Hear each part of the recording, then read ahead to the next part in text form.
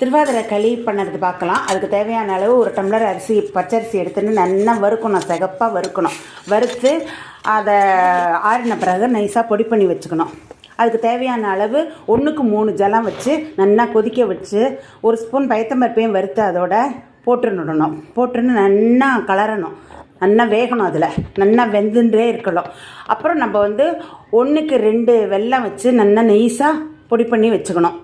அப்புறமா 2 ஸ்பூன் நெய்யில் தேவையான அளவு முந்திரி பருப்பு போட்டு வறுத்து வச்சுக்கணும். இப்போ அந்த வெல்லத்தை பாகு வச்சு நல்லா காய்ச்சணும். அரை டம்ளர் ஜலம் விட்டு நல்லா காய்ச்சி நல்லா கெட்டி பதமாக வரணும் பாகு.